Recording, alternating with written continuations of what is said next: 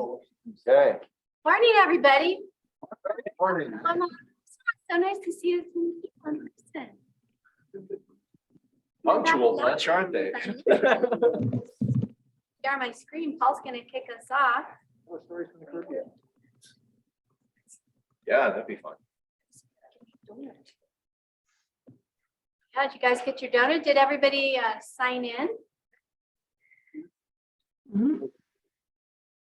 Sonia, can you see the screen okay? Yes, we can. Awesome. All right, good morning, everybody, and welcome to 1 Million Cups. It's Wednesday at 9 a.m. and wherever you are in the United States, there's a local 1 Million Cups chapter near you, and we are here. Big. No? Yeah, try again. Try again. Right, here's our mission. It's tough being an entrepreneur. And the mission of 1 Million Cups is to lower the barrier of entry to entrepreneurship by providing information on education, resources, and making authentic connections within the entrepreneurial community here in Albuquerque. So we work toward that mission because the Kauffman Foundation has given all of us training and has software that operates behind the scenes. They have assisted us in teaching us how to coach presenters. And so the outcome of this is, besides all the resources that they provide us, the 1 Million Cups program is consistent across all of the locations across the United States. And here's the Southwest region that we're in. We're the only folks in New Mexico. I've been to some of these other locations. If you have occasion to attend one of those, either physically or virtually, I think you'll find a bunch of people that you haven't met, but an atmosphere that you'll find very familiar. Because as I say, we have a template for replicating this nationwide. So here are our key pillars. These are presentations, not pitches. In a pitch, there's something, usually money, that you want from your audience. So your company has no flaws, you have the perfect team, all you need is an injection of cash and you're off to the moon. We know that reality is somewhat different from that. And this is a place where you can say, these are our vulnerabilities. These are our challenges. These are the things that we need help with, and the community will help you. So that is fostered by making authentic connections and not networking. There are people that come to Million Cups that I've seen over the years that we've ended up inviting as part of our company. So there's something about being in an unstructured setting where you can meet people casually, you haven't set up a formal meeting, and you can form relationships with those people. You can see how they think, you can see how they analyze other companies, and at some point you might take them on as part of yours. So we have a couple of new board members that came from the 1 Million Cups community. It's run for the community, by the community. All of the organizers are volunteers. We're not crazy altruists. We get something out of doing this. And we do this to foster entrepreneurship in New Mexico. Years ago, it was kind of debatable whether entrepreneurship was going to work in New Mexico at all. And I think the inflection point was probably around 2017. We said, yeah, there's no going back from here. And things continue to make a great foundation for the blooming of various industries in New Mexico, unless we roll the gutter ball, which is entirely within our capability. But we don't intend to do that, right? So we're also radically and intentionally inclusive. We like all kinds of people, all kinds of ages, all kinds of backgrounds, all kinds of life experiences. We like all kinds of businesses, from the very early stage whiteboard companies that hang around here and try to figure out how the game is played, to mom and pop brick and mortar operations, all the way to tentpole companies that drop in every once in a while to show us how it's done. So we'd like to hear from all of those folks, and I think we can learn from all of them. This is our mission. So we got to hang around a lot over cups of coffee, get to know each other, talk about the companies we've seen, maybe talk about the problems that we share and how we can help each other. You should apply to present if you have a for-profit business, and that is defined as a business that sells things to people for a little bit more, or possibly a lot more than it costs to make them. And if you have products in market that were not purchased by your mother, you're welcome to present here. Also, if you're an early stage company that doesn't have a product in market but has achieved some kind of cash because of grants, awards, or something, especially if it has a comma or two in it, please present. We'd love to hear what you're doing. And if you've been in existence for 5 years or less, that's ideal. But everybody's always restructuring and pivoting, and everyone's always welcome to come back and tell us how it's been going. So if you've If you're past that window, please consider presenting as well. And we will assign you a coach. We'll coach you and you'll have a great experience. This is our team. I'm Paul Sutter. Lisa Atkins here is our host at Fat Pipe for these past 8 years. Eric Renz-Whitmore attending virtually, I'm sure, today. Adam, who's here, and Sonia, who's online. Notice there's room on this slide. If you are interested in connecting to the New Mexico entrepreneurial community and learning how this apparently flawless system works, you are welcome to join us as a 1 Million Cups organizer and learn the real truth, which is that people pull off miracles on a weekly basis. Okay, and we'd also like to thank our sponsors, Fat Pipe, which has generously hosted us for all this time. Jason Cullen Photography, always making us look good. More Than Organized, Miriam Ortiz-Pino, organizing your stuff, your mind, and providing us coffee. And Creamer. Foundation for Sustainable Living is the coffee provider, although it's not the Costa Rican coffee that they developed. Noventum Custom Software providing donuts, and Invive Solutions helping you break the addiction to the demon bean by providing tea. But only when they're here. When they're here. So today is definitely a hardcore coffee. And demon bean, yeah. And we're gonna hand it off to whom? Me. You, okay. Actually, I had the pleasure of coaching Corbin. Corbin, come on up. We didn't actually do a lot of coaching. We shared slide decks over email. But I'm confident that Corbin understands the way we do things here, and that's that we tell a story, right? We want our entrepreneurs to be vulnerable and tell us how it's really going so that we can try to provide feedback and assistance and help them grow their companies. So this is Corbin. Corbin, I'm gonna switch over to your presentation. We're gonna hope and pray that this all works.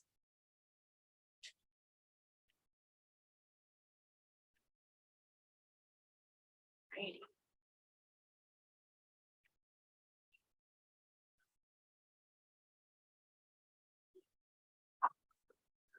Hold on a second.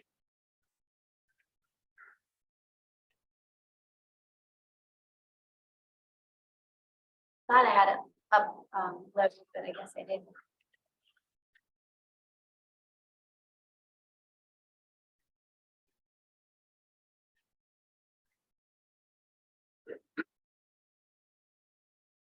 It's a good time for jokes. Yeah, tell us a joke.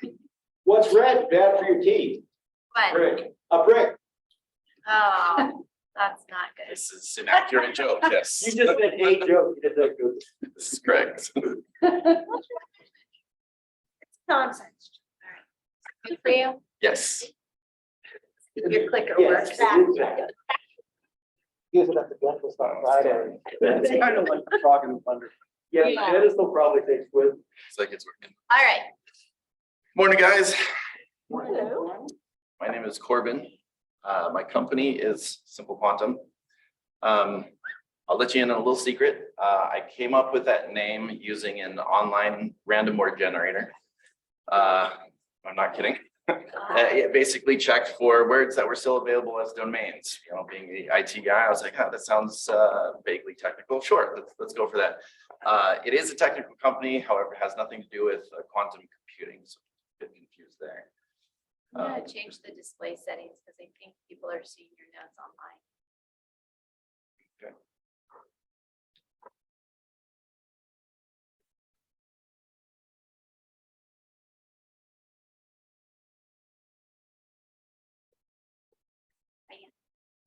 See, so brief intro, we'll get the boring stuff out of the way first. I was born in Santa Fe, raised in Eugene, Oregon, went to college in St. Charles, Missouri, and moved back to New Mexico in '99. Boring stuff. A little bit about me. This is the vulnerable part, I guess. I am a fire spinner. I am a swing dancer, and I am a dyed-in-the-wool nerd since I was about 12. They say, you know, there's that song, 2 turntables and a microphone. That's 4 monitors and a microphone. If that gives you any sort of indication. My last position was as director of IT for the Western region for a national defense contractor company called Blue Halo. You might have seen them in the news recently. I left there in March of last year, started Simple Quantum in April of 2020. So far, It's just me and my cat. He's cute, but he is basically useless. So. I have not received any funding, funding myself through savings, pulling myself up by the bootstraps, you know, the shoestring budget and all that kind of great stuff. I worked in IT for over 20 years. I worked in IT, I've done programming, and I have a background in cybersecurity. I've got some, you know, letters after my name, certifications, annoying things like that. So what my company does well, I have made quite a few strategic partnerships that allow me to outsource quite a few of our operations. That means that I'm allowed, that I can offer great products at large company prices as a small business. We specialize in a help desk that has an average of 1 minute response time. That means that by the time you put in a ticket, you have to wait only about average 1 minute to have an actual tech working with you to fix whatever your issue is. It comes with 3-tier support. Tiers 1 and 2 are remote. And for the ridiculously overpriced price of $35 a month, you get unlimited tickets. Tier 3 is local on-site support. So if tiers 1 and 2 can't fix the issue, I show up and help get things sorted. There are 5 ways to put in a ticket. My general theory behind this is I like to make things as quick and easy and painless as possible. You can put in a ticket through a phone icon on your desktop, email. There's a QR code. So if your internet's not working, you scan it with your phone and it sends some diagnostic information. And a new thing that I'm developing, which I'm calling the simple button, because easy button, I'm pretty sure was trademarked. It's literally a little button that you plug into the computer, hit the button, it runs some diagnostics information and puts in the ticket for you. Again, quick and easy. The other thing I specialize in is cybersecurity. Through talking with some small businesses, when I say the word cybersecurity, they think of national defense contractors, large businesses, things along those lines. So I like to call it hacker defense because everyone is under attack all the time, whether you know it or not, and everybody can be a victim of a hacker. When I left Blue Halo, I did some research into security software, and I found a piece of software that can give about 80 to 90% of the same functionality for a small business price. It starts at $12 a month. I know, completely unreasonable. It's something that's called EDR, endpoint detection response. It's I like to think of it as antivirus plus, because it's way more than antivirus. If all you have these days is just antivirus, it's just not enough anymore. Hackers evolve just like everybody else does. The last thing that we specialize in, we have more services than this, but that's all I get into, is I do a free cybersecurity assessment for small businesses, small to medium-sized businesses. If I was to do it for a large company, it would be $800 to $10,000, just sort of depending. But I offer this service for free because it really is just that critical. Small businesses are disproportionately targeted by hackers, fraudsters, things along those lines. So it's just something that it's a soft spot for me. I really try to give this as a service to the community, small business community. So companies who like Simple Quantum, so far, small, medium, professional offices, doctors, attorneys, those lines. What I do. Wrong button. There we go. All right. Really. Online mute, we can hear us. Everyone online mute. No, I can hear you guys. I can hear something in the background, but mostly I can hear the presenter. Same here. Okay. Awesome. So really, anyone, the service is really great for anybody who relies on computers to do your work, which, you know, unless you're swinging a hammer these days, that's pretty much everyone. But, you know, they have a small budget, can't afford full-time IT support. You know, decent IT guy in Albuquerque is going to cost you around $50,000 a year. This works out to about $3,500, give or take, per month. Services are much, much cheaper than that and less expensive, let's put it that way. I don't like the word cheap. And you get, you know, tenured 20+ year IT support for pennies on the dollar, as it were. Also good for anybody who has IT support, but you know, their IT guys are overwhelmed and overworked and need some help, or might need some help with menial tasks so they can get caught up on the big stuff, or expert help with the bigger projects. So current challenges. I spent 40+ years as an introvert, 30+ years as a nerd, and 20+ years speaking with other nerds, or at least executives. So that means that I have challenges when it comes to sales and marketing. You know, when I say EDR to your average executive, you know, in the defense industry or whatever, or another IT person, they know exactly what I mean. Trying to communicate that to a small or medium-sized business owner who is harried and, you know, that sort of thing can be rather difficult. Communicating the value is hard. I've done a lot of work, a lot of research into finding really great products, and I offer them at a very low price. One reason is because I'm trying to break into the market. The other reason is just because I'm trying to help people out with these products. They are really great. And so growth is hard. You know, those two things combined, communicating sales and marketing, communicating value, means that my challenge right now is trying to grow the company. Last year, as I say, was mostly about survival, trying to pay the bills and try to make some clients, win some clients. This year, I have a good baseline of clients, but trying to take it to the next step. So that's me. That's my contact info. And I guess we're on to the questions.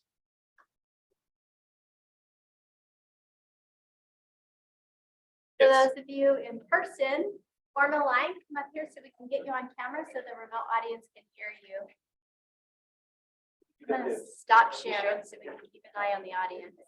And I'll put your contact info in Slack in chat. Keep an eye on them. Not very Otherly. All right, go ahead. Okay, hi, my name is Marlene Brown, and I am photovoltaic faculty at CNM. How do you do this in a minute or less? And so kind of two questions. How do you help in a minute or less, or get to somebody if other people are overwhelmed? And then how do you show up all the time when you're needed? So the tier 1 and tier 2 support is remote, which means that it's done over the internet. Or if your internet's down, it can be done over the phone. That is one of the services that is outsourced. That I do that through a partnership, so it is scalable up and down. Other people do it? Yes, ma'am. So they do the tier 1, tier 2. So they're actually trained IT people that work in a call center that can answer calls and emails and things along those lines. There's a lot of technical stuff to it, which I love to dig into, but I won't spare you. But basically, it's smart routing that allows those techs to be able to specialize in your. And how do you show up? So if tier 1 and tier 2 can't solve the problem, and it's, you know, needs tier 3 support, they forward the ticket to me, and then I drive over there. That's the local support. So you only deal with local people? So far, that's what I'm working with. I have the capacity to work with remote companies. However, the high quality that I strive for means that I have to the local now. Okay, thanks. Thank you. Hi, I'm Paul Sutter, founder and chief scientific officer at Equiseek. We develop and sell genetic tests for horses. So I'm a scientist and I have to speak to horse owners. So we speak completely different languages. And I'm looking at your slide where you say we serve this business and this business, and this, you know, insurance companies and lawyers and dentists, they all speak different languages. Absolutely. So my suggestion is to water what's growing, right? If you have 4 dentist clients and 1 lawyer client, just go all in on dentists. Learn how they talk to each other, learn where they meet and greet each other, and make them talk about you and what you did for them. And then you get all the dentists, right? A little bit more specialization. Got that? Thank you. Thank you. Miriam Ortiz-Pino, More Than Organized. Kind of building on what Paul said, I think there's really a way to leverage the things you're struggling with in terms of your growth, your the marketing version, Yeah. and the messaging, and really drill down by finding which niche you're gonna start with. You can always allow other people in, but if you have a good idea of who you're targeting first, second, and third, Okay. it'll allow you to grow the practice, and it'll allow you to give great messaging on the Google, on any local forums or social media that you end up doing.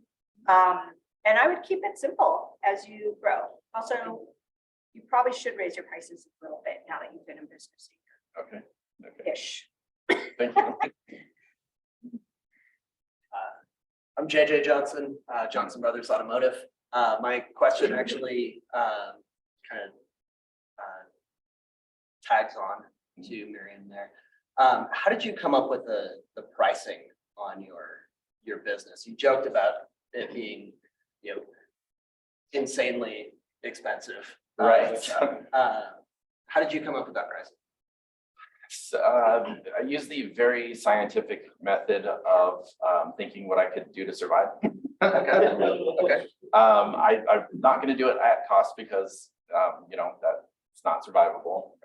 And since I am trying to break into the industry, into the market rather, I was like, okay, how low can I go that will entice people, make it sort of a no-brainer, but still allow me.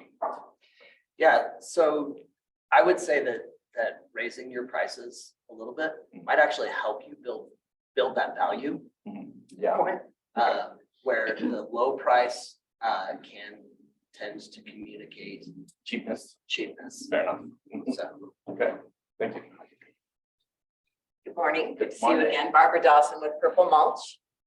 And I think my question, I am not a nerd. I don't have any of your backgrounds. So I come from this. Could you tell me in English why I would call you? What it is you do? I get cybersecurity, Sure. but yeah. So to put it sort of in layman's terms, there's one of two reasons generally, or one of three reasons. You either want advice about computer stuff, which I usually do that for free. Give me a call, you need help with that. There's what we call break fix, which is exactly what it sounds like. So you break it, you call me, I fix it, that sort of thing. That's grossly oversimplified. Or like I said earlier, hacker defense. If you have if you have money these days, it doesn't matter if you're a small business or an individual, you're targeted. So if you would like some defense against those hackers, then call me. Okay. So yesterday we get to our home office, the internet's down. We call Comcast, we're on the phone with them for 3 hours. The internet is still down. Yes, Would I call you for that? you could. Or my computer specific problems? You could. Yeah, I mean, we can troubleshoot it that way. You can put in a ticket and then those techs can call for you sometimes, just depending. But yes, that's something you can call us for. That is generally past the demarc point, so it's outside of the office. It's not something that we can help with, but we can assist. We just can't usually fix it. Let's put it that way. So my Apple stops working, I would call you, or if I have a As Windows. long as it's not on fire, yes. Okay. All right, not sure what that means, but I'll keep the fire extinguisher. Thank you. Call the fire department Yes. first. We're gonna let Phil online go next, and then you're up. Go ahead, Hi, good morning. I'm over here. Phil's on the screen. Oh, good morning. Simply, what was it? Simply, Simple Quantum is the name of the company. yeah, Simply Quantum. I understand why you picked it from what you said, but I'm not sure that people will understand it. Your customers are going to understand what that means. And you kind of admitted that at the beginning because you said it's not about quantum computers, and you're giving a service and you don't really relay that in the title of your organization. So maybe you should have a think about that. Are you just you in your company? You are. Yes, it's just me for now. Right. So you're doing everything. Yes, sir. You're doing servicing all the tickets, and then when you can't service the ticket online, you have to get out there and go and sort it out. Some of it is outsourced. Sorry? Some of it is outsourced, so the help desk and the security operations center, I contract with other partners for that, but if they can't fix it, then I usually do the work. Right, so you're not at a stage where you can bring in anybody to help you out at this particular point in time. Mhm. So I'm gonna go lean on something Paul said to you earlier. And that is, you've got some customers that you've established yourself with, yes? Yes, sir. Right. I think it might be a good idea for you to actually go and talk to those customers and say, why did you pick me? What did I say? What did I give you that made you decide that you were going to come to me? Okay. And this is one of the things I do with startup companies when we're trying to establish their markets. We go out and we talk to where we think the market is, and we talk to the customers and we ask them, what are they looking for? And what do they do in these particular situations that you solve? Don't necessarily tell them what it is, but if you go back to your customers that you've already got, I think it's worthwhile you having a chat with them and finding out why they picked you. And then they should be able to give you some value points that you can then expand upon and develop your business from there. That would help me speak their language. That makes sense. Yeah, and pricing, I think I'll go along with 2 or 3 of the other questionnaires you got. It's a good price, but is it cheap? And therefore, is your business cheap? And it's a difficult line to navigate, because you go too high, then you're going to get the other side of the wash come in. You know, people don't mind paying for good service, which is what you're giving, and a reliable service. So don't be afraid to up your prices. I'm not. Okay. So general question for you guys, if you don't mind, because this has come up a couple of times. Using my security software as a for instance, right, it's $12 per month, $144 a year. Do you think it would make sense to, instead of saying, hey, it's $12 a month, to say it's $144 a year? That gives sort of, can keep it at the price point, but still sort of advertise it at a higher number. Why don't Say you just it's make it an $2.99 a year. Yeah. It's better to get the year anyway. You just want people to come a month, just tell them about the year and get them in. Yeah. If you want cybersecurity, you don't want it on a Yeah. monthly basis. Okay, That's true. okay. Good feedback. Awesome. Got one. Oh, Is your pricing at all related to what, like, other kinds of solutions? not really. My price is a little bit higher than that. So for instance, I could sell you antivirus, a decent antivirus for basically what works out to about $1.50 a month. However, I would not feel good about it these days, because like I said earlier, antivirus just really isn't enough anymore. So I don't sell antivirus. I could go cheaper if I did, but I don't, because that doesn't make me feel good as a provider. Thanks, Phil. Yeah, one other comment, keep it in English. I think somebody else said that. Keep it down to a level that people will understand. There's definitely a struggle. Yeah, always the fight. Thank you. Thanks, Phil. Hi, I'm Clifton Chadwick with Comunicaciones Cocopelli.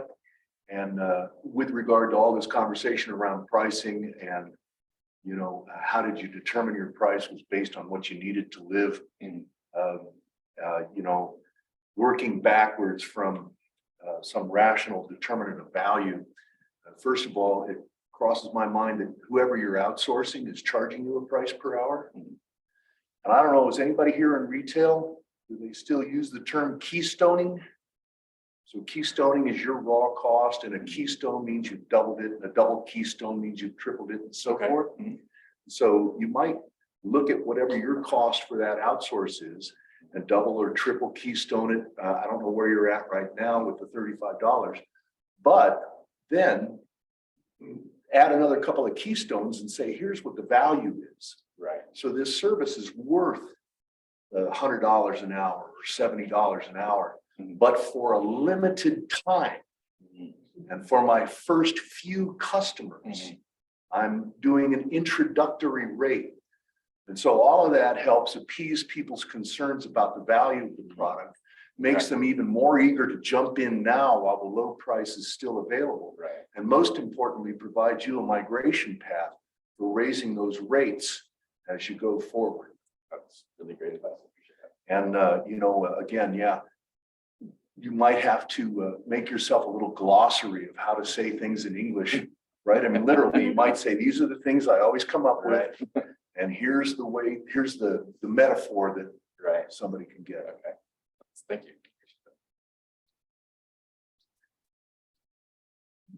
So I'm Michael McDonald. I'm retired from Sandia Labs. I just spent a little bit of time working in cybersecurity. And when I looked at like assessing systems, it seemed like if I was looking at like vulnerability, antivirus is one important. Probably patch management is probably more important for right now. And of course, your firewall stuff, which might be simple for a company. What are you doing with patch management? And seeing as you're agreeing, and like, yeah, what can you offer? How do you help them? So the help desk comes with something called RMM, that's remote monitoring management. It just comes as part of that $35.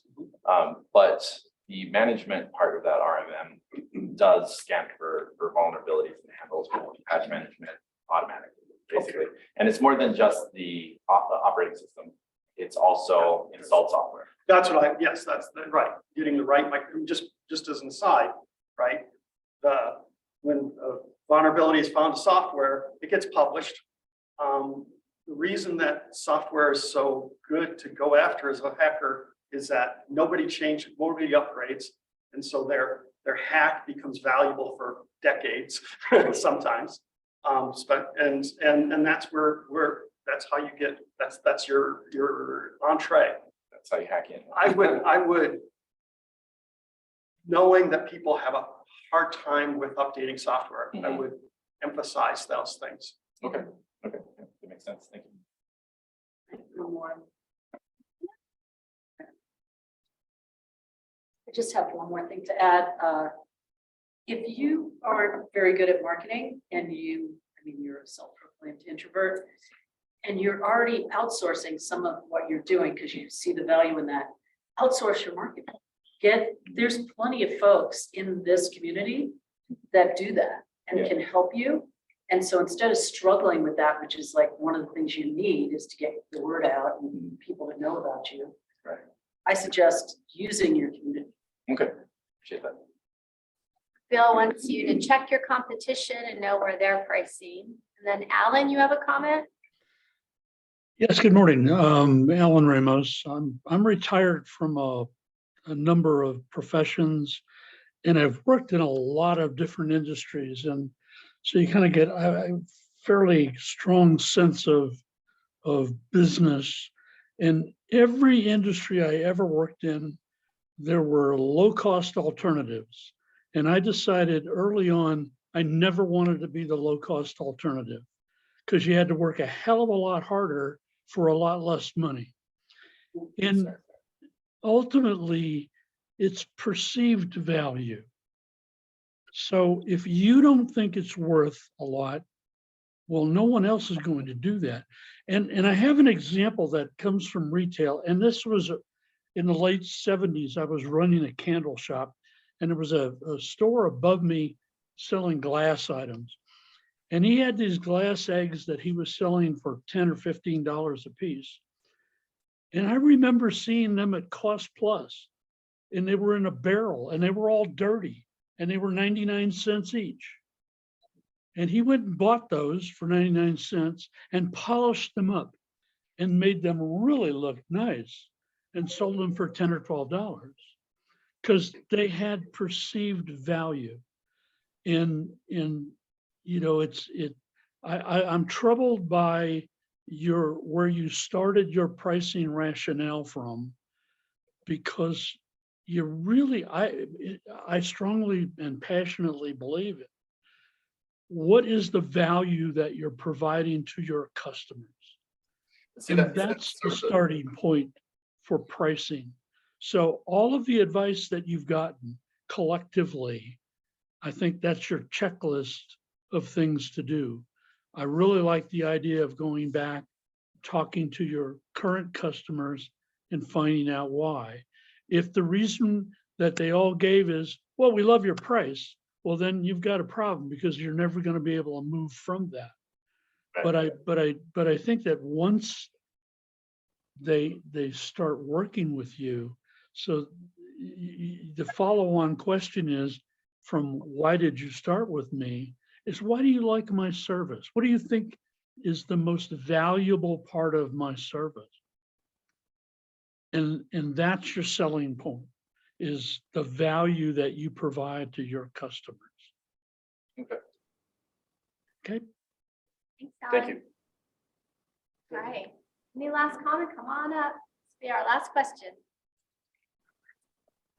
So thanks, Clifton Chadwick, Comunicaciones, Cocopelli, and Alan was right in terms of the suggestion. And one of the ways to position your pricing is against what is lost. So when you're talking to folks, you know, what's the price of getting hacked? Is it some money scam? Is it lost data? Right. What's that worth to you? So that's the question to ask your customers before you bring up pricing, if you have that opportunity to have a conversation in that direction. Okay. Thank you. I think we had one more. Second. No worries. Jason Collins from Jason Collins Photography. My marketing might be some kind of the marketing you're more comfortable with. For me, number one is having a strong Google My Business profile page, where I put updates and photos to it and have all my services listed on that. Okay. And getting reviews, asking clients for reviews. So once you get those reviews up, people will see, because I basically market for Google. And then my other marketing is 3 blog posts a week, which I turn and put into a photo newsletter. Okay. And I write the blog posts for Google. And that's how 90% of my clients in the past year have responded how they found me through there, which is no people skills, no nothing like that. I'm sure you have the technical skills to put in a blog post. And I suggest, why should Albuquerque dentists choose hacking protection, or however you want to word it, to write it exactly for Google? It doesn't have to be like 10 paragraphs, 1 paragraph. Throw up a photo there and say in the photo, dentist protection for hacking and IT. I think that's, when you have nothing to do this afternoon between tickets, you can bang those out. And if you have 100 blog posts saying, why should dentists choose this? They're going to find you and all the results once they have that order. Okay. My marketing too. Oh, I that haven't makes paid sense. $1 for marketing ever, so. Yeah, I appreciate that. So Corbin, use those AI tools that you love. I think I saw it. I don't know where. And I've been The wheels playing were with AI. turning. A lot of fun. You can write some blog posts and maybe target, those professional organizations like doctors and dentists. So great job. Let's give them a round of applause. Last question, red or green? Green. And what's the one thing this community can do for you? I take well to constructive criticism. So, you know, if you have any advice, or, you know, you want to get together, have coffee, you know, I have cards here and on the back table. I love meeting people. So And at our social event tomorrow night, will you teach us how to swing dance? I can give it a shot. Okay. Yes. So Corbin's a member here, by the way, and most of you know that any new member that comes in, I'm like, do you want to present at 1 Million Cups? I'll fast track you, because we need presenters. So desperately need presenters. Thanks so much, Corbin. Do we have any newbies in the crowd? Come on up. If you've never introduced yourself, please do that now. Anybody online new? Give us your name, tell us what you're all about, how you found us. All right, my name is Danielle Slupeski. I am owner of Conscious Crossroads End of Life Services. I am an end of life coach and death doula. So most people don't even know what that is. As a birth doula helps usher life into the world, I'm kind of the opposite end of the same coin. I help usher it out. So I work alongside hospice. I found out about this through a death cafe that I attended last Sunday online. Wow. So everything is brand new for me, and it's kind of intimidating. I mean, I'm very good at the hand holding part and the, you know, cool forehead part, but the business stuff is very intimidating. Yeah, that's awesome. We'd love to hear more and have you present. So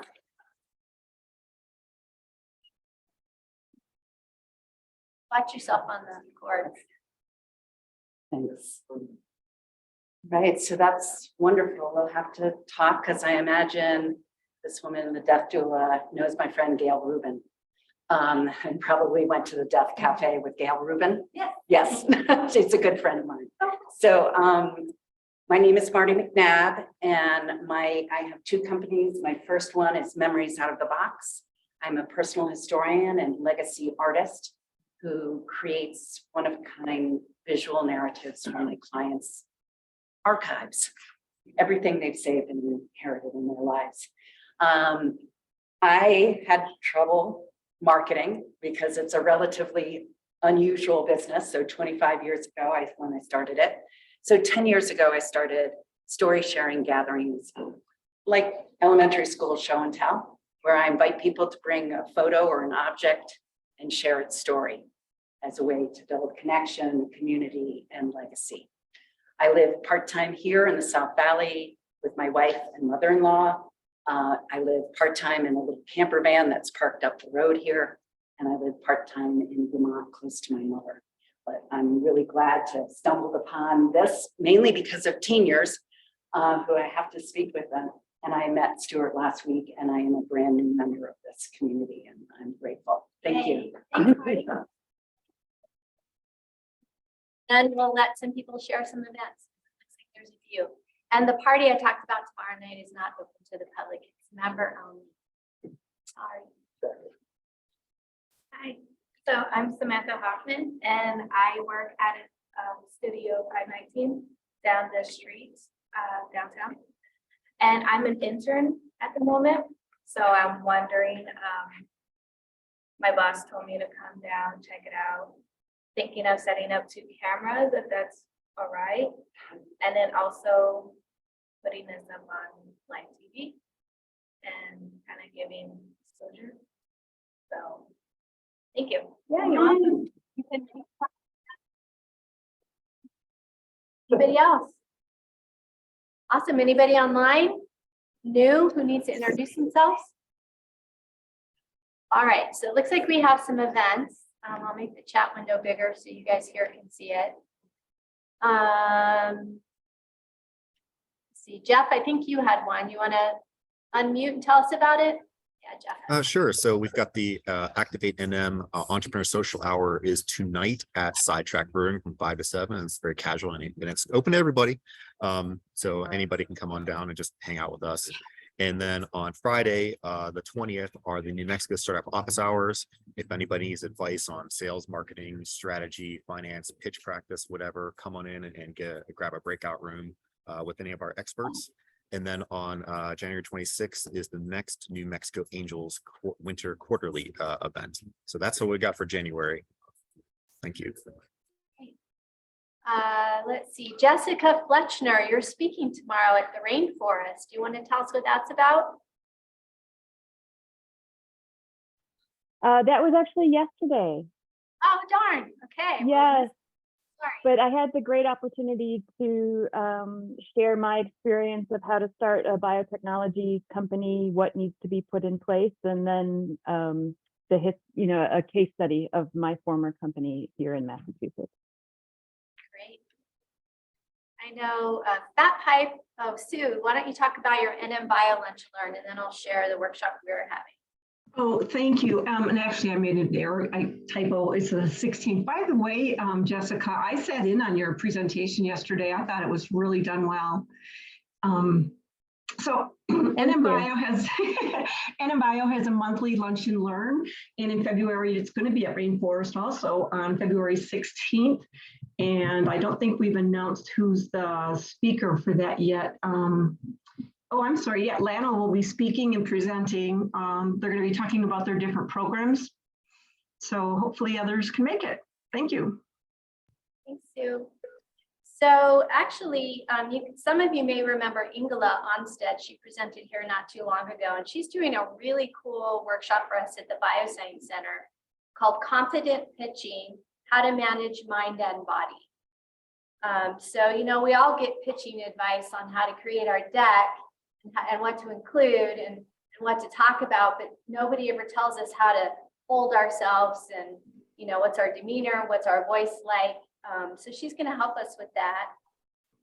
That is January 26th at 11:30. We do ask that you register, and I can send information about that for those of you who are interested. But it'll be at the Bioscience Center. We're expecting a big crowd, and there's a bigger room there. Yeah, sure. Why not? Oh, and the ski lift pitch. Absolutely, the big ski lift pitch. Don't forget about that. Go ahead. I'll have to find out more about that. Yes, so I didn't know about events. So I will have a show and tells this evening online on Zoom.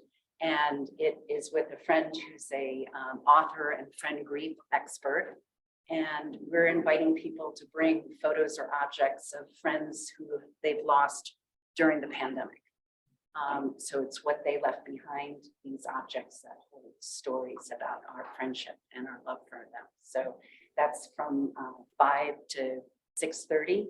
And if you're interested, let me know and I'll get you the information. Thank you. Oh, I love it when you wrap us up. All right. So it's too late to sign up for the ski lift pitch, right? Oh, darn it. Isn't it? I don't know. I think the Jeff, is deadline, it? sign up deadline is probably passed. Yeah, it but sounds like they're doing. I'd fine. encourage you to go, even though I've never gone. Our company won in 2017, so we got a $10,000 check and we had a $10,000 bill that we didn't know how we were going to pay. So it was a great experience for us. It was brief but intense, and you know, a company has its ups and downs. So you go down the slope real fast and you go up on the lift, and you'll get used to the concept. So I encourage people to attend and try to do some metaphorical learning. So it's been another great weekend here. It's Adam Helper next week, Yeah. right? So I'm looking forward to coaching and talking to him. I hope I'll see you all next week. And in the meantime, learn something from somebody or teach something to somebody. Obviously, all of us need a little bit of help here, especially in marketing and learning how to speak each other's language. Thanks. See you next week.